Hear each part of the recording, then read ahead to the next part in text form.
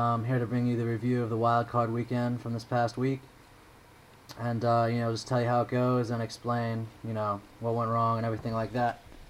So how about we start with the Jets and the Colts? Jets won this one 17-16 on the last second field goal by Nick Folk, and the Colts had driven down the field and gotten a field goal with 53 seconds left. And honestly, I think it was a great game by the Colts defense. I mean, they played stellar. They shut down the pass. Antonio Cromartie and Darrelle Revis were just monstrous. And definitely the Jets' offensive line. I mean, they stood out in all the haste of talking about Manning and everything like that. They were the unsung heroes there, but it really showed during that almost 10-minute drive. 17 plays, definitely a huge, just a huge outgoing performance by them. I really still think the Colts played a pretty good game. Their run game, I thought that they hit some, quick hitters, like I said, but it just wasn't as powerful as the Jets. Their offensive line wasn't able to hold the Jets' defensive line and their blitzes up. I think Peyton Manning had a pretty good game. He hit whatever his name is, on a touchdown, like 70 yards. I mean, I think the Colts did the Jets did a really good job of covering up the deep pass, though.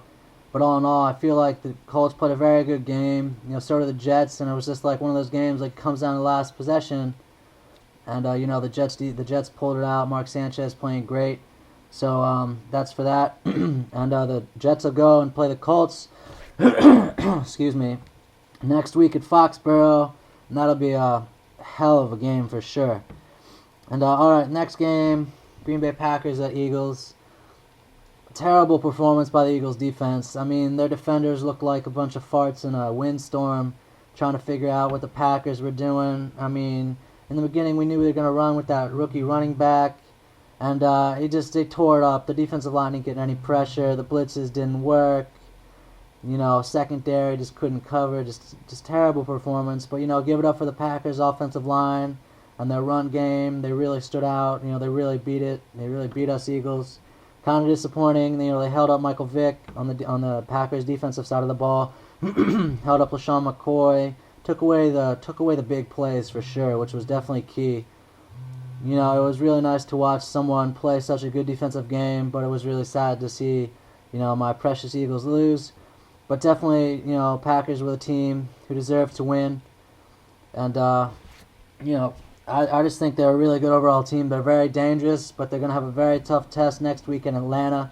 Definitely be one of the games to watch. Definitely the game of the week in the NFC, for sure. And, just everything going on there. I just want to say, thanks to all the Eagles fans out there for sticking with the teams this season. Thanks for, just giving us a good year. And hopefully we'll be back next year. So that's that. All right, next game we got were the Ravens at the Chiefs. Very, good first half for the Chiefs. They, destroyed the Ravens on the run. Ravens defense just looked clueless for the middle part. They got after Joe Flacco. The Ravens offensive line was getting shit on. Second half rolls around. Matt Castle starts tossing the rock, like I said, and he throws a few picks. He only had like 70-something yards passing. The Ravens held him to 10 yards rest in the second half. The Ravens offensive line was stellar. Joe Flacco, he did his thing. He is very composed, very poised. Ravens double threat running backs were very good. I really thought it was a well-played game for the Ravens. But they got a tough test coming up at Pittsburgh next week. That's going to be one of the best games of the week, including Jets-Patriots and stuff like that. That is definitely a game to watch. I'm not going to miss that one. And, yeah, I'm going to have a good review coming out this week for the divisional games. I'm going to try to go into depth more in that game more than any other because I feel like that's really one of the big games of the week. And all right, the last game of the wild card weekend, not the last one played, but the last one I'm going to review, was the upsets Seahawks over Saints. This was just an outstanding performance by the Seahawks defensive backs. I mean, Earl Thomas was just a monster. I mean, they're so young, but yet they have experience in the middle, with the linebackers. It was just so nice to watch someone work like that well on defense. But I mean, they're not even that great.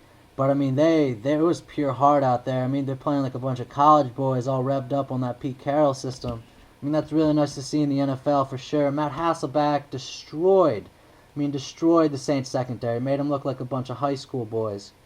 And their running game, Marshawn Lynch, I'm sure you all saw the run. I'll try to put a link in the video here at the end, but I don't think I'll be able to. But, no, just great determination. I mean, you saw Hasselbeck and all the linemen 40, 50 yards downfield trying to block for him. I mean, that is team spirit. That is college stuff right there. I mean, they're on an emotional high. They're just well coached. They're really feeling it. They really got confidence. It's definitely going to be an interesting matchup next week at the Bears. That might be the upset of the week, guys. So, you'll never know. And with the Saints, Drew Brees played an all-right game. They took away the big play like all the other games in the NFL this week. And he tried to hit underneath. Just wasn't working out. Their run game was shit. Couldn't do anything. Their offensive line played poorly. And, I just think it just got into gear too late. But definitely, congratulations to the Saints and bringing New Orleans the respect last year. But it just wasn't there this year, and congratulations on them for that. All right, guys, that's about it. So I'm gonna have the divisional round review or preview coming up this week, and hopefully I make some better picks instead of going 1 for 4. So hopefully that happens. All right, guys, I'll talk.